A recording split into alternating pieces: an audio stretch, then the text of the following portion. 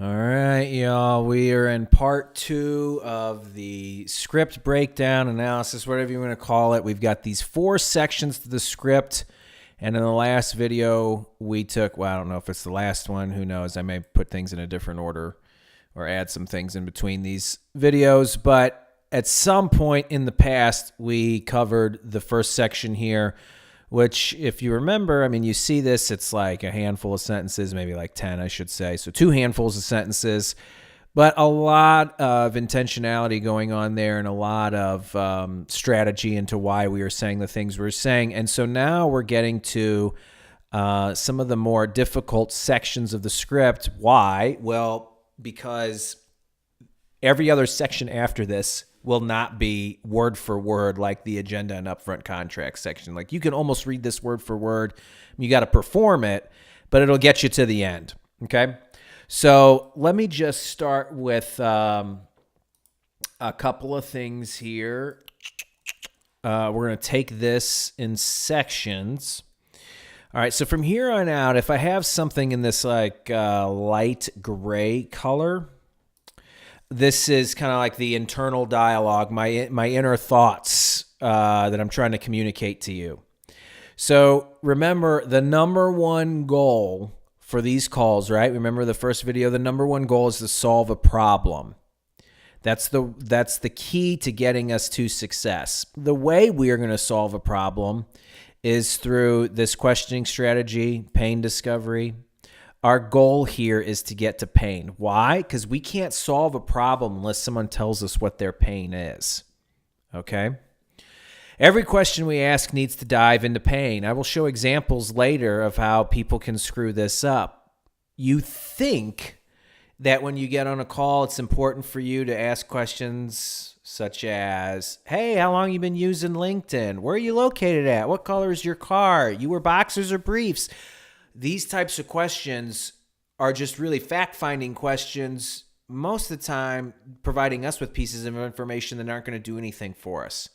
And you might say, but Ben, I need to qualify this person. I need this information to qualify them. Yeah, but the problem is that the person you're talking to doesn't care, right? They're not going to get on the phone with you, give you all this information, and then once you've gathered all the fact-finding information that you need and you check off all the boxes, you're not going to be able to turn to them and say, okay, I got all the answers to my questions and the cost of my product or service is this much money. Do you want to buy?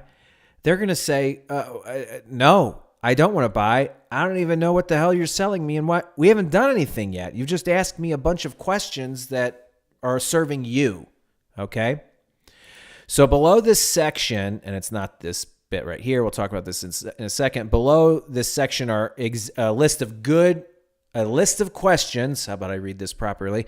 List of questions that are good examples of the types of questions to ask, but this section will be tailored to each conversation, meaning that I'm not going to go and read these questions top to bottom. Okay, I'm not going to start with question 1 and then question 2 and then and always ask it in that order.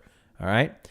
Second thing, the goal is to stay on pain questioning until we can identify what the pain actually is. And so this is important because a couple of things can happen in this section, all right? One of them is for somebody to all of a sudden get into a conversation and say what their problem is. My problem is I have no time. I have no time. My kids' lives are just flashing before my eyes because I don't have any time to spend with them. And you're thinking, okay, that's the real pain. But also, it's not necessarily what the actual problem is. Because this person, although they don't have time, we need to draw it back to some of the things we're going to talk about. So then you're going to say something to them like, hey, I get that you have no time. Why don't you just hire someone in your business? Well, I can't hire someone in my business because I don't have enough money to do it. All right. Why don't you get some more clients? I would, but I don't have any leads. And so now we can see what the real pain is that I don't have any leads. Now, here's the thing. Now, the other way around is that somebody could get on the call and say, hey, I don't have any leads. And you might think, great, I just got pain and I got it in 30 seconds. I asked the first question. Cool. Well, why don't you tell me what's going on in your business that made you want to book this call? And they'll say, I'm not getting any leads. I can't move on to the next section.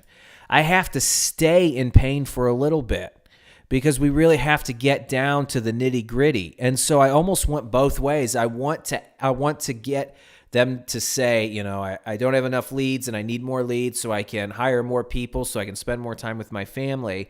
And I want them to say, I don't have enough time to spend with my family because I can't hire anybody. I want the whole story. Okay. And so Rob Lime so kindly added this to the script where someone gives a indicator, like how do we know that we've gotten pain? And we get it through this 4-step process. They give us an indicator. Here's an example here. LinkedIn has so many opportunities, but I don't know how to use it, or I can't get into it, or something like that. And then you ask for an example of the thing they give an indicator on. Tell me more about that. Give me a specific example. What do you mean by that? And then you ask them, well, how is that impacting your business, right? So they might say, I have a friend who runs their business, and they told me they signed 3 clients from LinkedIn last week. And now I can see, oh, okay, all right. So they know that LinkedIn is a tool that they need to use to grow their business. They don't know how to use that. Well, how's that impacting your business? Immensely. I don't get enough leads or clients as it is, and I need more. I need to figure out how to do this. And then what's the commitment? Are you really committed to solving this specific problem? And again, we have to be careful here in this conversation. This is not about LinkedIn. This is just an example that's here. But then you ask the person how committed they are to solving the problem, and they're either going to say, yes, very committed, or not very committed at all. We'll show examples of that. Okay, so that is kind of the key for this section, my thoughts behind it. Let me now put in here what I have are basically 11 questions. Actually, there's more like 13, as you will see in a second, to show you why. Whoops, boom, boom. Let's do this again because that's not quite right. There we go. All right. So this transition line is essentially the first question of the pain, this questioning strategy, pain discovery thing, pain discovery section. It's not a thing. And what I'm really trying to do is get them, right, to start talking about the problems they have. And we obviously know that people don't have, they're not always going to come forth and say the exact problem that they have. And some people are going to say it in the first 10 seconds. And we have to figure out how to draw out pain. All right. Well, let's say that it's a person who doesn't, they're not laying it all on the line. Tell me what's going on in your business made you want to book this call. They start telling me about the history of their business and all this other stuff.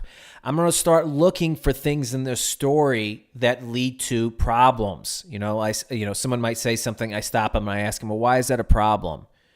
I've been cold calling for the past 20 years and I've been getting burnt out on it.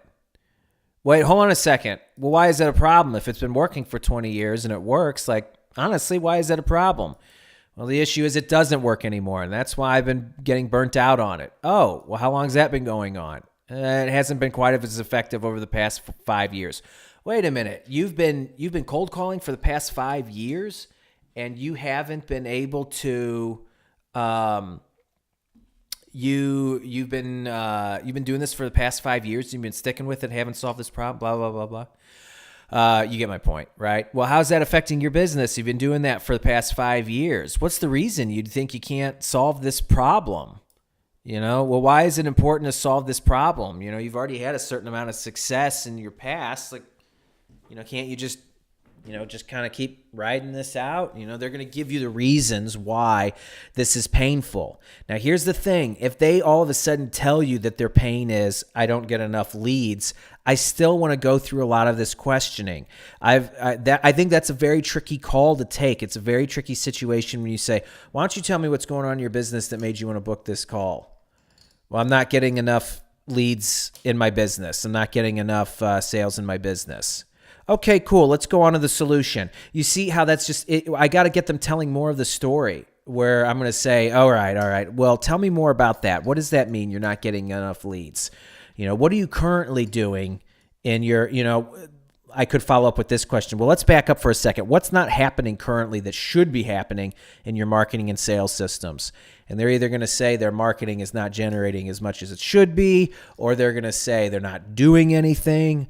Many businesses are going to say, well, I just get referrals. I have no systems in place. All sorts of stuff that I'll be able to unpack. And I'm going to show examples and phone calls later of how to handle this section here. A lot of our training for taking these rocket launch calls falls into how we approach this section. Why? Because how am I going to get anybody to buy anything? And that's not my ultimate goal. However, that is something I want to try and do, is make some sales. How am I going to get anybody to buy anything unless I can show them how the thing that they are buying is tied back to their pain? At the same time, I'm asking the question, what is their pain? So I know how to tie it all together. See how that makes sense? Hopefully it makes sense. A lot of our training that we do with Rob Lime and Lucian falls under this topic, if you will, because discovering pain is so important. No one is going to go to the doctor and buy medicine for an illness that they don't have. Now, at the same time, if you do have that illness, if the doctor can't show you how what they are prescribing solves the illness that you have, you're still not going to buy it, even though if it's what you need. All right?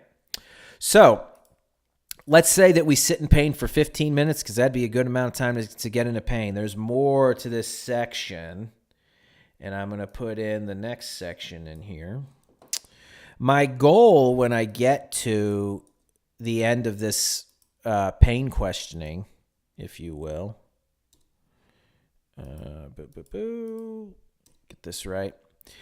I need to get their problem very, very concise, and I need to understand it so that I can basically repeat this back and say, so if I hear you correctly, the main problem you have is that you don't get enough leads in your business to generate the level of sales that you need to get to essentially grow and hire more people so that you can spend more time at home with your family. Does that sound right?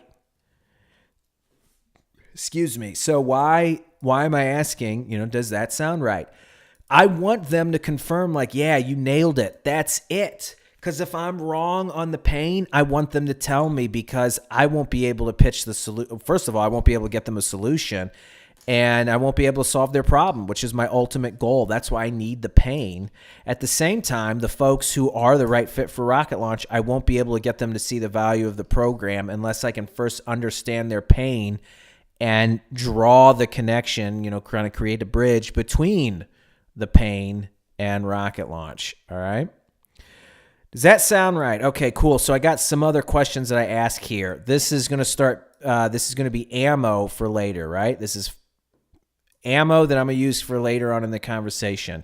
Well, Bob, let me ask you this. Just, I can't tell. Is this like a big problem? Is it a small problem? How important is it for you to get this fixed? Okay. Or a better one is, how committed are you to solving this problem? And I've covered this in some lessons recently. The devil is in the details. Do not say, are you committed to solving this problem? Why? Because everyone's just going to say, yeah. What you want to hear is, how committed are you to solving this problem? Because if someone comes back and says, oh, 100%, this is terrible and I need to get this solved now, then when you start telling them about the solution and what it's going to take, and if that solution is the same as Rocket Launch, and somebody brings up an objection, that may be ammo that you can use to say, like, Bob, that just doesn't make sense. You told me you were super committed to solving this problem, so I don't see what the holdup is. So again, remember, the number one goal is solving the problem. And so for me to get them to buy into a solution, I need to see how committed they are to solving the problem. If they're not committed to solving the problem, I'm not going to really be able to do a lot of damage on the call. All right. Well, next, we got two last pieces for this section. Next bit is this little paragraph that, let's say we ask them, how committed are you to solving this problem? They tell me, then I'm going to respond with, excellent. Well, Bob, I got to tell you, the story that you're telling me, I take so many of these calls and I hear it on almost every single one. Many people talk about having, insert the prospect's pain point, right? Many people tell me about they're struggling because they're wearing so many hats in their businesses. They're running around all the time and they don't get any time to spend with their family. And then they can't even grow their business. They can't hire new people. It's a perpetual downward spiral. And it's honestly one of the main problems I see people encounter when trying to grow their business. I got to tell you, you are not the only one having that problem for sure. Why am I saying this here at the end? Because they need to know, hey, you're coming to me, you have a pain, and I'm like a doctor who solves this pain. And I'm telling you that I see this, I diagnose this, and cure it all the time. Right? You don't want to go to a doctor and say, Doc, I've got this problem. And they say, I've never heard that before. Or, yeah, I've heard it before, but I don't specialize in solving that. Yawn. I promise I'm not tired. So you get my point that you're trying to basically let them know you're in the right place. I am a doctor that solves the type of problem that you're having. All right? And then what would a section be unless it had a transition line? So you remember we talked about these sections, these are what we have here in the script are outlines on how we should handle the section.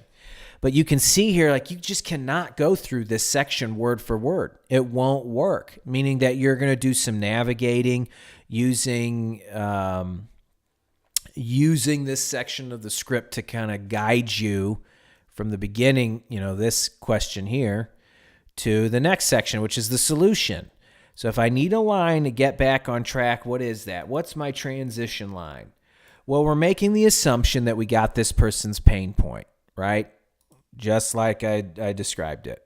And so this transition line that we're going to work, or that we're going to use here is what you see here, and it sound like, So I can tell you, you're not the only one having that problem for sure. Bob, let me tell you, if it's all right, let me tell you what I see work for most small business owners out there that solve this problem. Is that okay? They're going to say, yeah, and they're basically saying, I'm ready to move on to the next section if I appropriately get pain. If we're aligned here, they're going to want me to, they're excited. They're going to hear they're going to be thinking I want to hear this. What is the solution? What's the next bit? How do I know how to solve this problem? I want to know what you know. All right. And I was just about ready to copy a piece. Man, another yawn.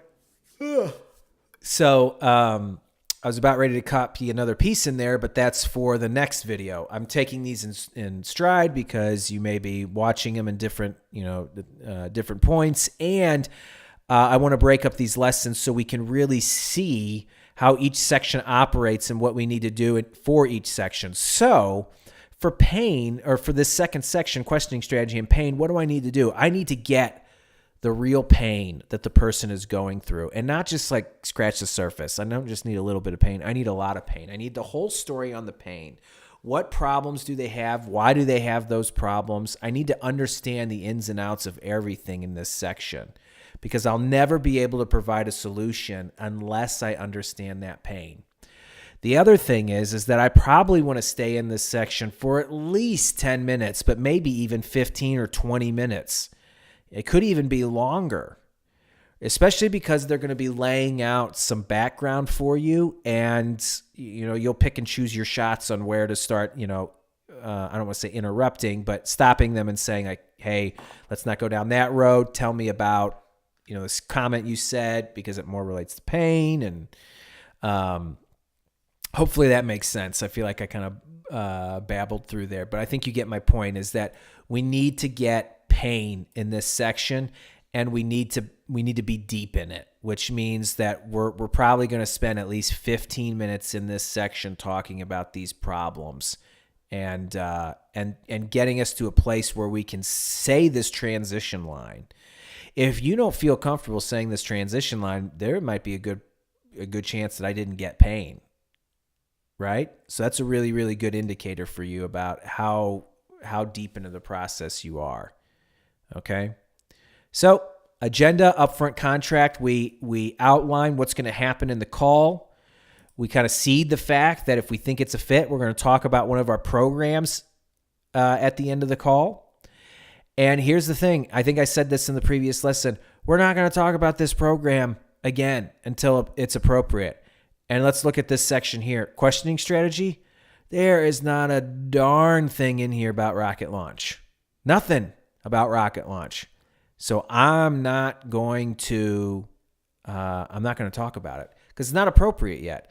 Now, if they're pressing me for some answers, we will cover that maybe in future lessons that talk about personality types that could show up on the phone and or objections, saying, someone might say to you, Ben, just stop it right now. Just tell me what the price is, and I got to know how to deal with that person. So we'll cover that later. But for now, this is the questioning strategy section of the script.